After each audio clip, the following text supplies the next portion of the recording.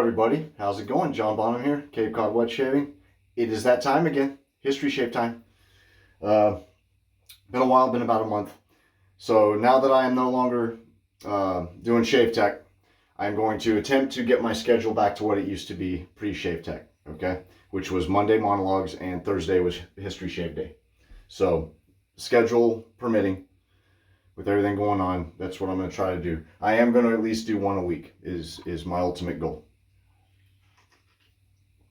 I'm going to start with that, whether I do history shave or not. Okay, I know you guys love them. You've been waiting on them. I've just been putting out reviews and random stuff. Oh, excuse me. So I know that's not really, y'all are very cool about it. You watch those, but I know y'all like the history ones. So got another one for you. Got a good one. First off, excuse me, is the coffee of the day. Crazy Caramel from Honeydew.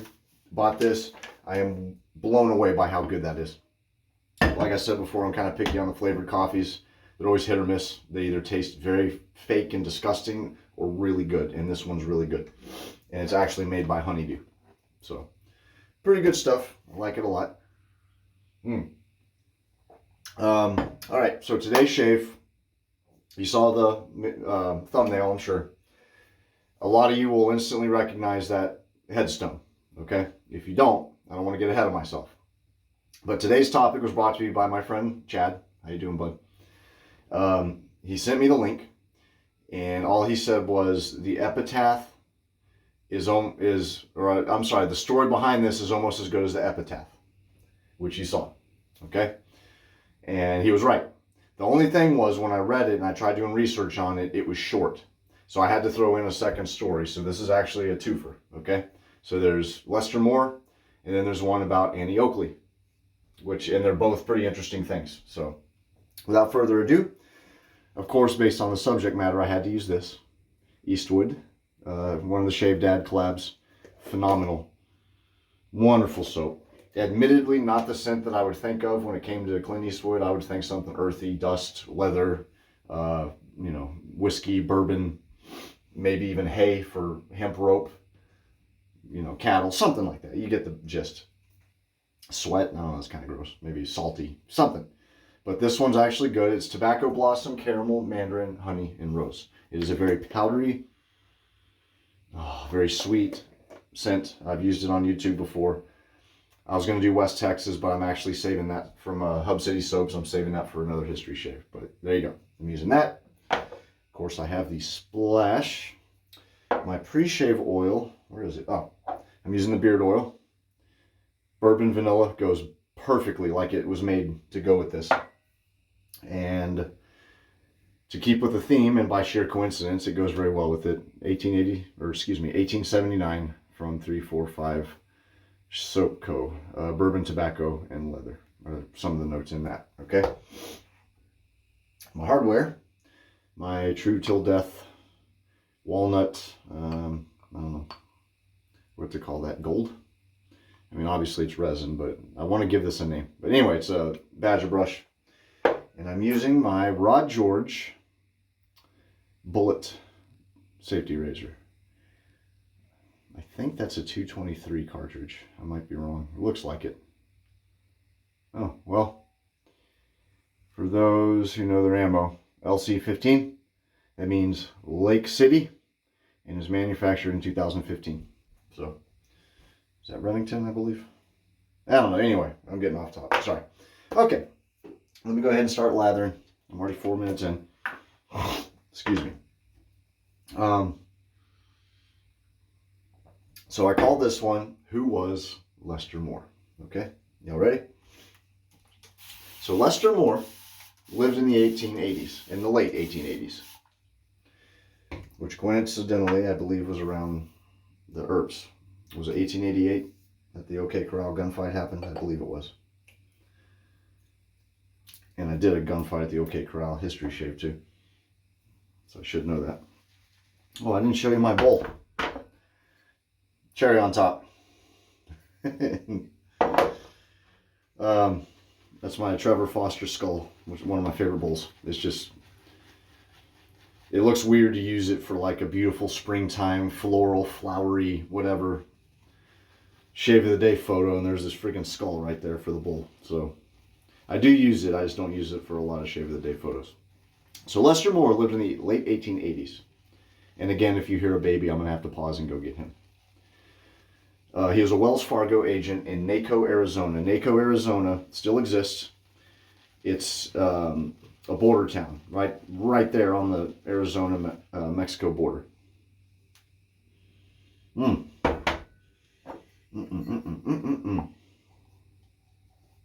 this is Mr. Pete Hendricks that made this soap for Shave Dad. He did a wonderful job with it. And as y'all know, anyone who uses Hendricks soaps, they are wonderful soaps. Just the tiniest dip of water, and this thing's going to blow up. So he was visited by a man named Hank Dunstan to claim a parcel. So Wells Fargo agents were a different breed back in the day. Be a fact, if you ever heard the term shotgun, riding shotgun, a lot of y'all might already know this, but that term originated from the Wells Fargo guys riding the stagecoaches. And to deter and to help with any potential robberies, you had the man driving the stagecoach, and sitting next to him, carrying a big old double-barrel shotgun, plain as day, and they did that on purpose, was a dude who was just simply there, paid to protect the cargo. And he was riding shotgun. So, pretty neat. I already have some suds. I'm just whipping up. I generally whip up more than I need, just so I know I have enough. Although, you can see I don't have a ton of whiskers. So, maybe I'm overdoing it a little. I don't freaking know. We'll see. Good to be back, man. I miss doing these. It's so much work. And just between Shave Tech and just the other stuff I've got going on, I've been very blessed with people wanting me to do reviews and use their stuff and things like that. I've just been wanting to make sure I do that. So a lot of stuff's got put on the back burner. But I plan on doing a lot more of these, okay? There we go. You can see right there, a little too much water, but that's all right. Okay. So, Hank Dunstan walked in to claim a parcel. When the parcel was handed over to him, the package was in terrible, terrible shape. Battered. Nigh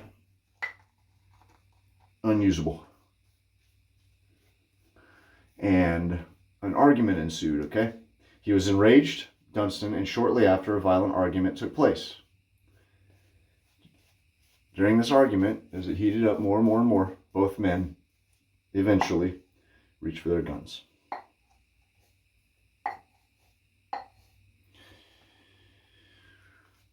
Look at that lather.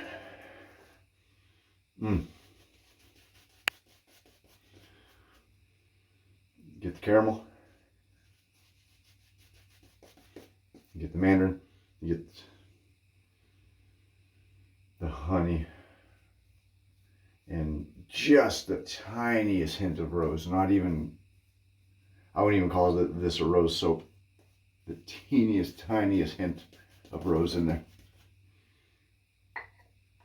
This smells edible. Really smells like you could drink it. Wonderful scent.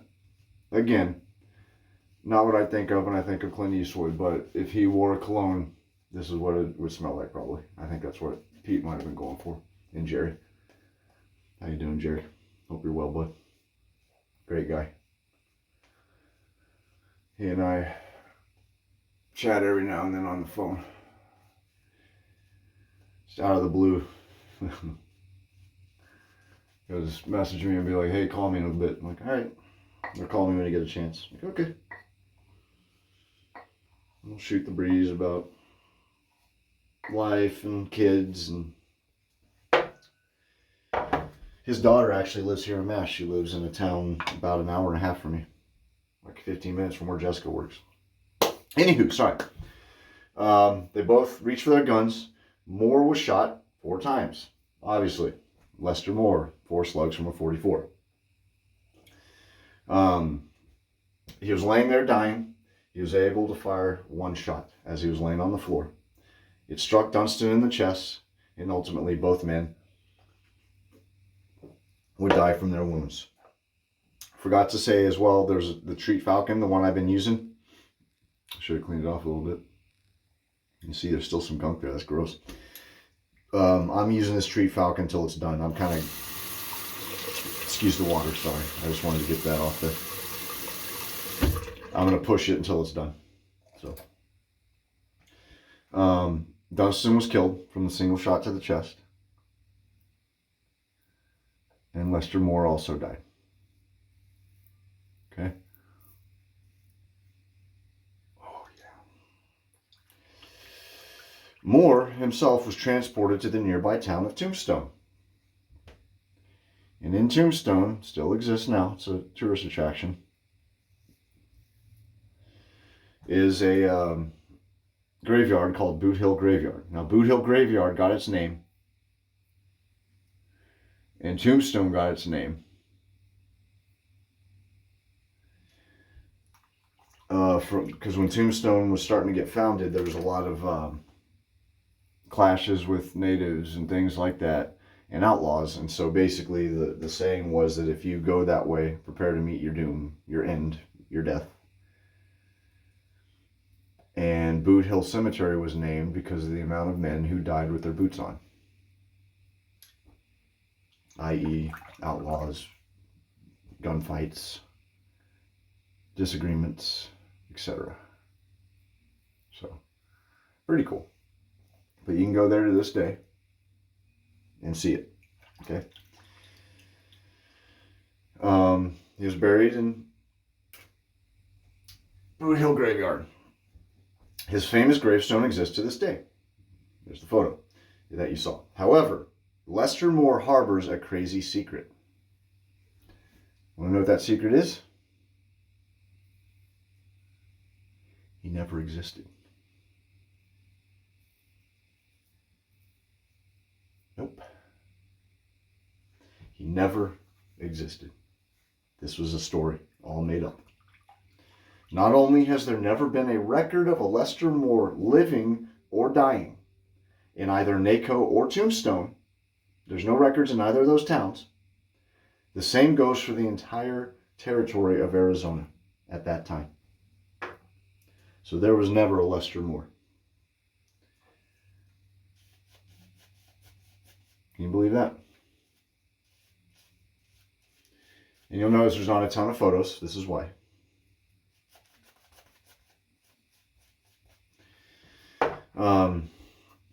There's also no record of a Hank Dunstan ever being buried anywhere in the Arizona territory as well.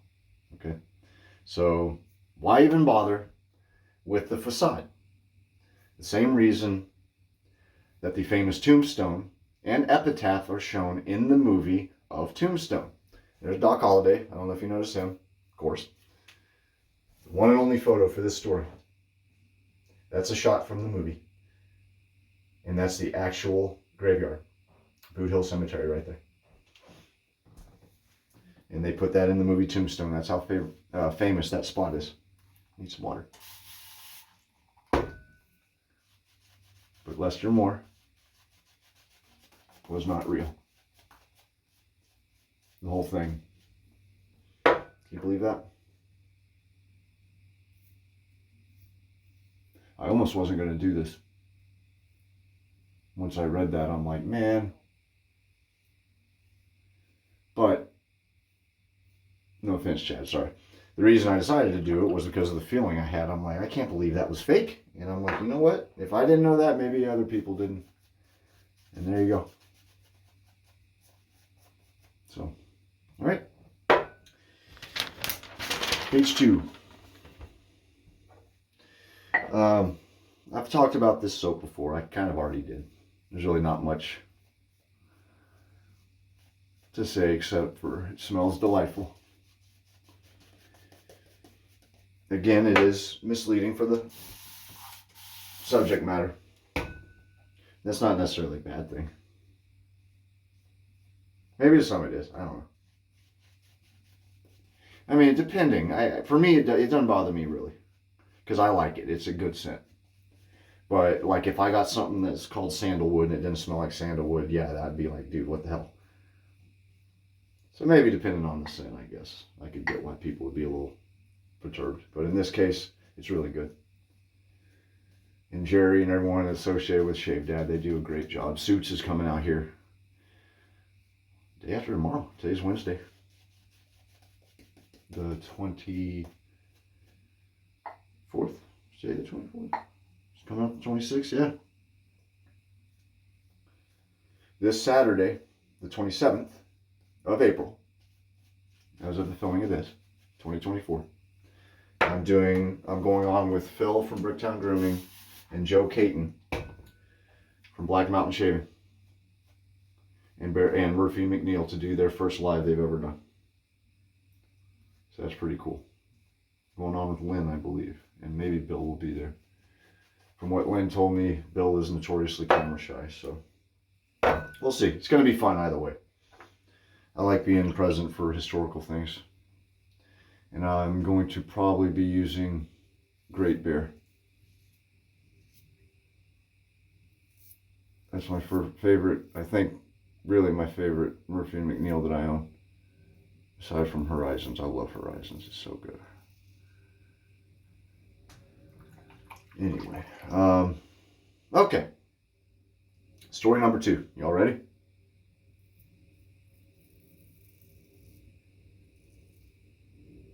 An unlikely pair is what I called it. So Annie Oakley was a sharpshooter who lived in the latter half of the 19th century. She was born 1860, to be a fact.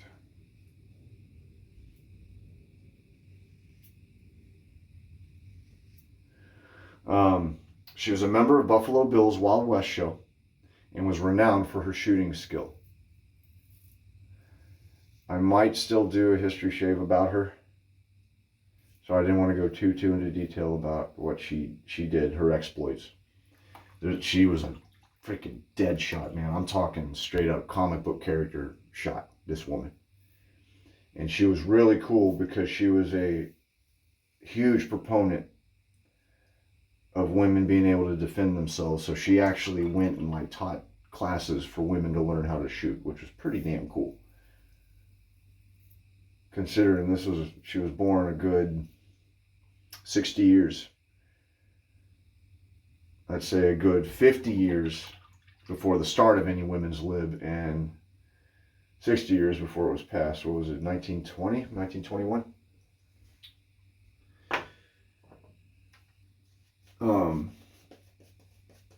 So she would have been smack in the middle of women's suffrage and all that. So it's pretty cool. Anyway, but obviously one of the most famous things she ever did was this. That was a real thing. She actually was able to shoot using a mirror. Shoot accurately using a mirror, I should say.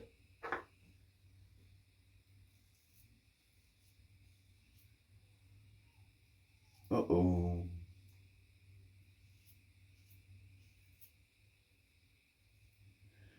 I hear a fussy little buddy.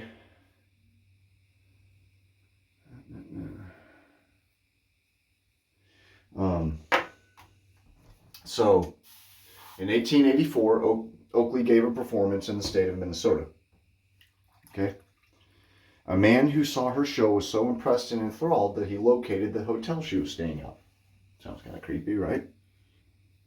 Well, he sent a messenger to her room with $65. Okay? That would have been the equivalent of $2,000 and some change, roughly. I think it's like $2,200, something like that, today.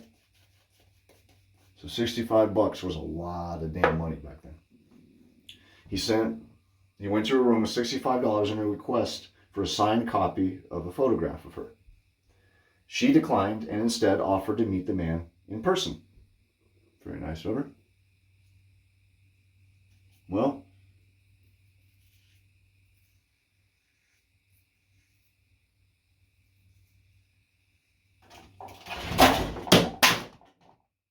uh-oh.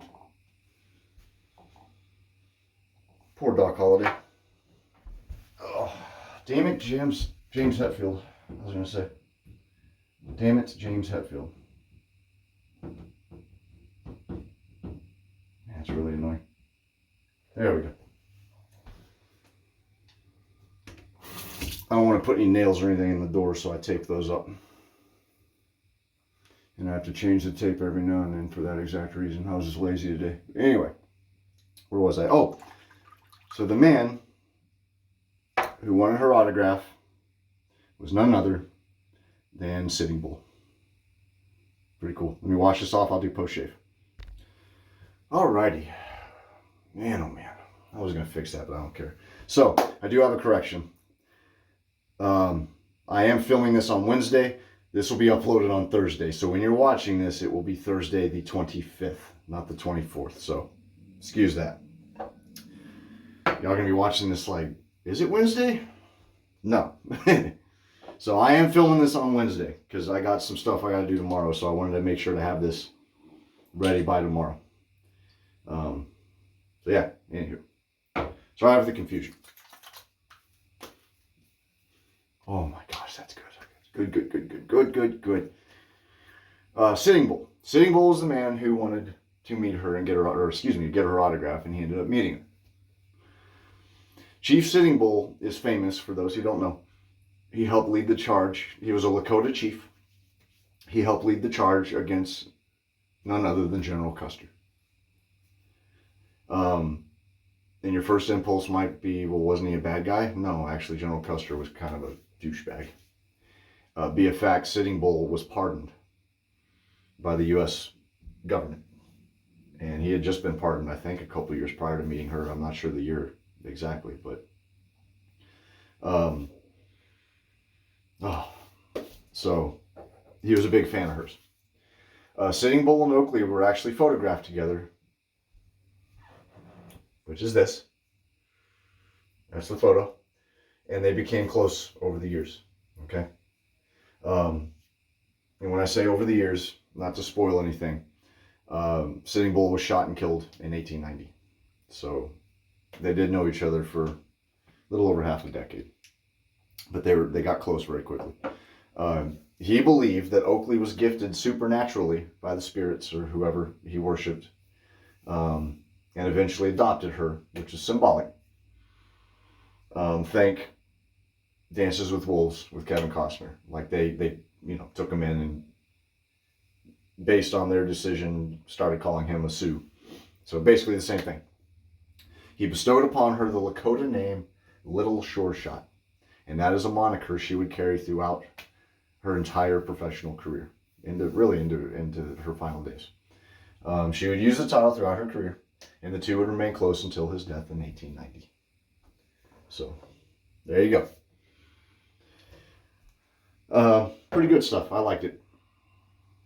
I think I went back to sleep.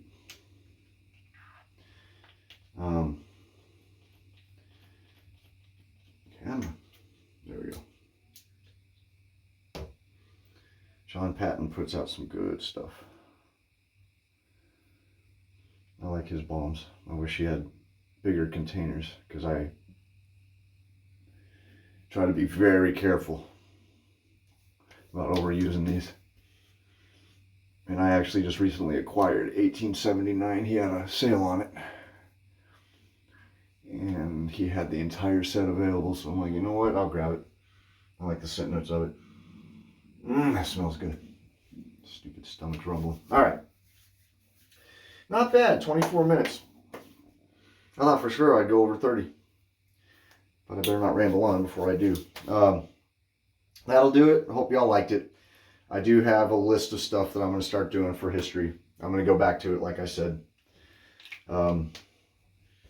Just a group of people that have really been awesome about keeping up with it. I've had a few people ask me, are you doing another one? So y'all are amazing. If you've returned, this is what I do. I do history shaves. And then Monday I'll just do a random set. I'll talk about the set or whatever's on my mind. So that way I don't push too much into one video or the other. You know what I mean? And yeah. So thank you. Rod, on the off chance you see this, excellent razor, dude. I need to get another one from you. I wonder when I got this, I was like, dude, that's going to start to tarnish and this is going to look like crap. And I got to use some Neverdull on it, which I don't want to do because I'm going to use it on my face. I wonder if you put some clear coat on this, because I've handled this thing a lot and I've used it before, and I haven't had to do anything other than use water and a towel. So excellent razor. Thanks, buddy. Good dude. Rod George razors, if you ever come across him, he makes some very one-of-a-kind items. Really cool. All right, everyone, thank you for watching, especially if you made it to the end. Truly appreciate it. And I think that's about it. Tune in Saturday, the 27th. It's still going to be 12 o'clock Eastern time for a live shave with me. Good Lord. Phil Decker from Bricktown Grooming, Joe Caton from Black Mountain Shaving, and Lynn and or Bill from Murphy and McNeil for their first live. Okay? I cannot wait. I'm very excited. And then beginning of May, I have a live coming up with Prorazzo. It's going to be Sheldon Marcel, who is, I think, the main guy for the East Coast for Prorazzo. They're based out of New York City. So I'm very much looking forward to that. Appreciate it. That'll do it, everyone. Happy shaving. Take care of one another. Enjoy your spring. And be safe out there. Happy shaves. Until next time.